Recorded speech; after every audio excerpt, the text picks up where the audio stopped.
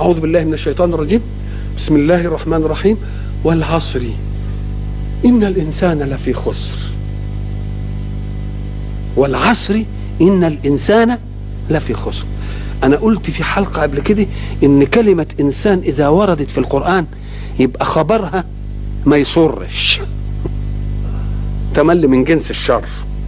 خلق، إن الإنسان خلق هلوعا ولا ينشله من هذا إلا أن يكون مؤمنا. والعصر لفي إلا يبقى اللي هتنشله إيه؟ إلا ده. إن الإنسان خلق إيه؟ إذا مسه الشر وإذا مسه الخير إلا. يبقى إيه اللي هتنقذه؟ الإيمانية. إنسان على إطلاقه يبقى وحش، إنما إنسان بإيمانية هي دي اللي تنجيه. فبيقول والعصر إن الإنسان لفي خسر، كأن ربنا بده يقول تنبهوا. العصر دي مش هنقول إيه هو الوقت ولا مش الوقت ولا كلام كثير فيه، إنما امسك العصر اللي هي الطائفة من الزمن. لما بتيجي في التاريخ يقول لك العصر مثلا الكذا والعصر الكذا معنى كلمة عصر طائفة من الزمن جمعتها خصائص مشتركة مميزة، مش كده؟ مثلا العصر الجاهلي، العصر الايه؟ صدر الإسلام، العصر العباسي، كل حاجة لها ايه؟ صفة مميزة كده ومجموعة في حقائق وبنقول عليها العصر دي.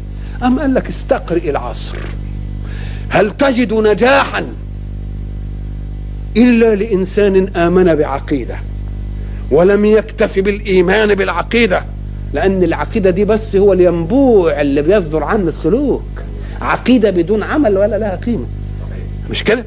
والعصر إن الإنسان إلا مين؟ إلا من آمن بعقيدة. خلاص؟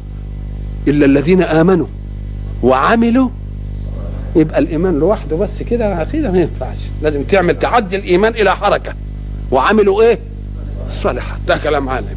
وبعدين بقى ساعة بقول لك وعملوا الصالحات، عمل الصالحات دي هيتعرض لعدوان أهل الباطل، هيدخل في معركة. لما يدخل في معركة يقول لهم وتواصوا بالحق تواصوا بالصبر. كلمة تواصوا يعني لتكن الوصية من كل واحد منكم لغيره. التواصي أن توصيني وأنا أوصيك. ليه؟ قال لك لأن النفس البشرية أمام التكاليف قد تضعف. أنا أضعف في شيء ليست عندك أنت ظروف ضعفي أمامه وأنت قوي فيه، تقوم توصينني بقى. أنت هيجي مرة تانية أنت تضعف في شيء وأنا ما أضعفش، أبقى أنا هوصيك. يبقى مش مفروض إن فيه جماعة توصي وجماعة توصى، لا، فيه تواصي. تواصي يعني أنت تبقى موصي في الوقت الذي لا يصيبك ضعف في مسألة، وتبقى إيه؟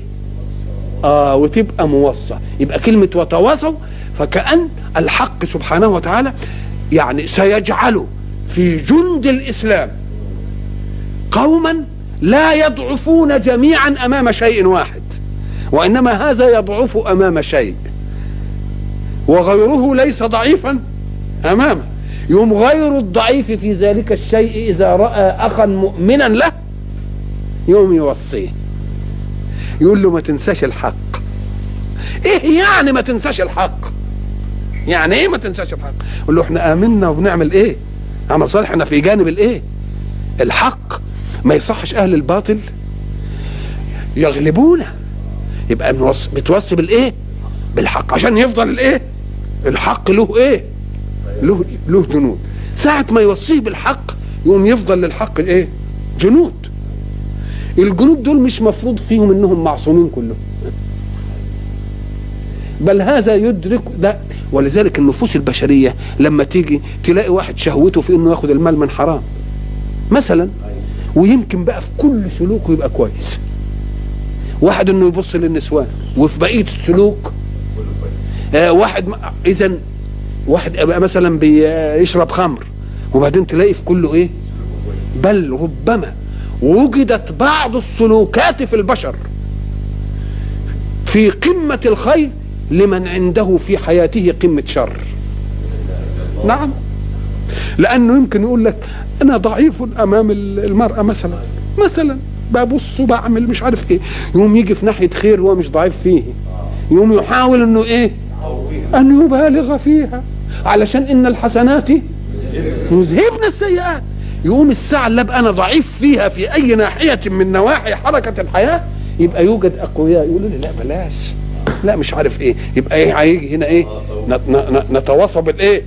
بالحق. وبعد ذلك مش نتواصى بالحق على أنه ما فيش فيه إيذاء، ونتواصى بالصبر لأننا سنتعرض لابتلاء. نتواصى بالصبر لأننا سنتعرض للابتلاء. ساعة ما تلاقيني أنا أضعف في شيء تقوم تقول لي لا اقوى اصبر نصر الله آت. يوم أنت ساعة ما تيجي كده في الناحية اللي أنت قوي فيها تيجي للناحية اللي أنا ضعيف فيها وتوصيني. ساعة ما تيجي يبقى لي في جند للحق وخميرة إيمانية للحق، تقوم تثق تمام الثقة إن الحق هينتصر والباطل يبقى إيه؟ زهوق. الباطل